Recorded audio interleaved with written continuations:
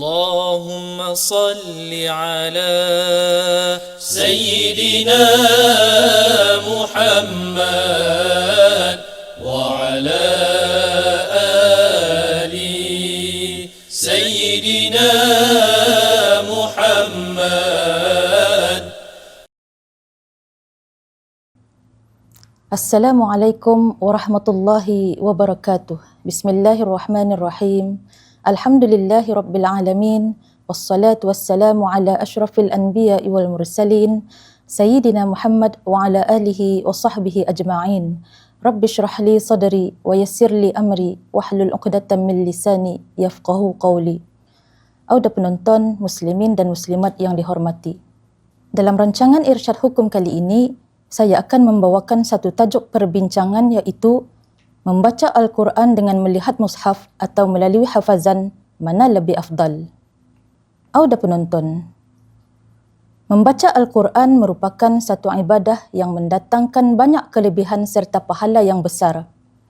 Antara kelebihan membaca Al-Quran ialah Al-Quran akan datang kepada pembacanya pada hari kiamat sebagai syafaat kepada pembacanya.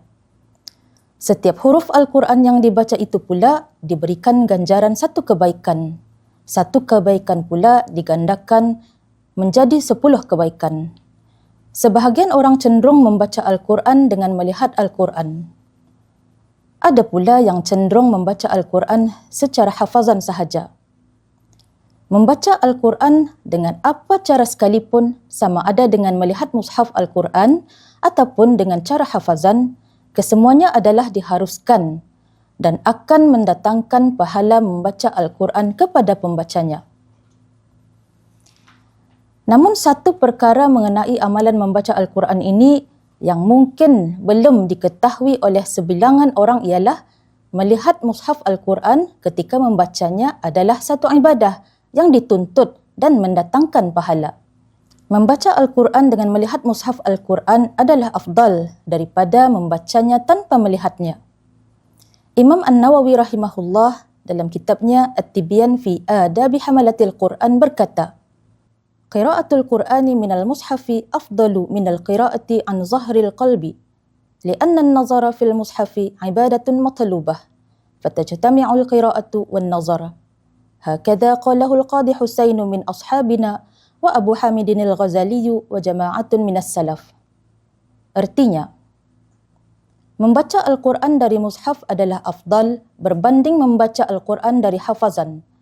Kerana melihat mushaf itu sendiri merupakan satu ibadah yang dituntut. Maka terhimpunlah dengan membaca Al-Quran dari mushaf itu perbuatan membaca dan melihat mushaf Al-Quran. Demikianlah yang disebut oleh Al-Qadi Husain dari golongan kami, yakni ulama Asy-Syafi'iyah dan Abu Hamid Al-Ghazali serta beberapa kumpulan daripada ulama salaf. Bahkan dalam athar-athar banyak disebut bahawa perbuatan membaca Al-Quran dari mushaf Al-Quran ini digalakkan dan dilakukan sendiri oleh ramai dari kalangan para sahabat Rasulullah sallallahu alaihi wasallam. Perbuatan serta kata-kata para sahabat Rasulullah sallallahu alaihi wasallam ini dijadikan sandaran oleh para ulama sebagai dalil bahawa membaca Al-Quran dengan melihat mushaf adalah afdal berbanding membacanya daripada hafazan. Antara athar-athar tersebut ialah kata-kata Ibnu Mas'ud radhiyallahu anhu yang diriwayatkan oleh Imam Abdul Razzaq rahimahullah dalam kitabnya Al-Musannaf. Beliau berkata, Adimun nazara fil mushaf. Maksudnya, sentiasalah kamu melihat pada mushaf.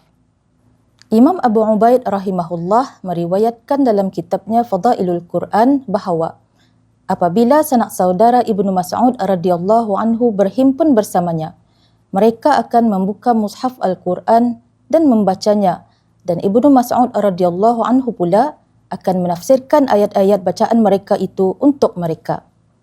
Imam Al-Ghazali rahimahullah dalam kitabnya Ihya Ulumuddin berkata, Wa kharaqa Uthman radhiyallahu anhu mushafaini likathrati qira'atihi minhuma. Fakana kathirun minas sahabah yaqra'una fil masahif wa yakrahuna an yakhruja yawmun wa lam yanzuru fil mushaf. Artinya, Uthman radhiyallahu anhu telah terkoyak 2 mushaf disebabkan beliau banyak membaca daripada keduanya. Bahawasanya ramai daripada kalangan para sahabat membaca Al-Quran dari mushaf-mushaf dan mereka tidak suka suatu hari itu berlalu tanpa mereka melihat mushaf. Athar-athar yang dinyatakan tadi juga ada disebut oleh Imam Ibn Kathir rahimahullah dalam kitabnya Fadailul Quran. Menurut beliau, athar-athar tersebut menunjukkan bahawa membaca Al-Quran daripada mushaf adalah satu perkara yang dituntut supaya Al-Quran tidak terabai akibat tidak dibaca. Menurut Imam Ibn Kathir rahimahullah lagi, membaca Al-Quran dengan melihat mushaf juga dapat memperbetulkan kesalahan yang ada pada hafazan seseorang dan mengingatkannya kembali ayat-ayat Al-Quran yang terlupa. Selain mendapat pahala membaca dan melihat mushaf Al-Quran, orang yang membaca Al-Quran dari mushaf juga mendapat pahala memegang dan menyentuh Al-Quran. Imam Al-Ghazali rahimahullah dalam kitabnya Ihya Ulumuddin berkata, Qira'atul Qur'ani fil masahif afdal idh yazidu fil amalin nazaru wa ta'ammulul mushafi wa hamluhu fayazidul ajru bisababihi. Artinya, membaca Al-Quran dari mushaf adalah afdal berbanding membaca tanpa melihatnya, kerana melihat mushaf itu menambah amal. Begitu juga perbuatan menghayati maksud ayat yang dibacanya dari mushaf serta perbuatan membawanya. Maka bertambahlah pahala atas sebab yang demikian. Walau bagaimanapun, dari segi kekhusyukan membaca Al-Quran, menurut para ulama, sekiranya seseorang itu lebih kekhusyukannya serta bertambah hadir hati dan penghayatannya terhadap ayat-ayat yang dibacanya ketika membaca Al-Quran dengan cara hafazan, maka membaca Al-Quran secara hafazan bagi orang tersebut adalah afdal. Sebaliknya, jika seseorang itu lebih kekhusyukannya serta bertambah hadir hati dan penghayatannya terhadap ayat-ayat yang dibacanya dengan membaca Al-Quran secara melihat mushaf, maka membaca Al-Quran secara melihat mushaf bagi orang itu adalah afdal. Sekiranya tahap kekhusyukan, hadir hati serta penghayatan terhadap ayat-ayat yang dibacanya sama sahaja di antara membaca Al-Quran secara hafazan dengan membacanya secara melihat mushaf, maka dalam hal ini, membaca Al-Quran dengan melihat mushaf adalah lebih utama. Hal ini kerana membaca Al-Quran dengan melihat mushaf lebih terpelihara daripada kesalahan. Dan ia mempunyai keistimewaan yang tidak ada pada bacaan dengan cara hafazan, iaitu keistimewaan melihat kepada mushaf Al-Quran yang merupakan satu ibadah yang tersendiri. Maka membaca Al-Quran dengan melihat mushaf itu terhimpun padanya dua ibadah. Wallahu a'lam bissawab. Audab penonton muslimin dan muslimat yang dihormati sekalian. Demikianlah tadi penjelasan mengenai tajuk membaca Al-Quran dengan melihat atau melalui hafazan mana lebih afdal. Mudah-mudahan apa yang telah disampaikan tadi sedikit sebanyak dapat menambahkan pengetahuan serta menjadi panduan yang berguna kepada kita. Untuk akhirnya saya sudahi dengan wabillahi taufiq wal hidayah. Wassalamualaikum warahmatullahi wabarakatuh. Allahumma salli ala Sayyidina Muhammad wa ala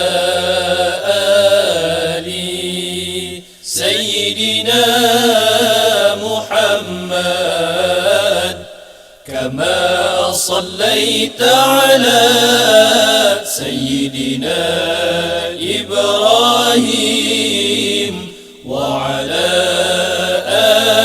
آل سيدنا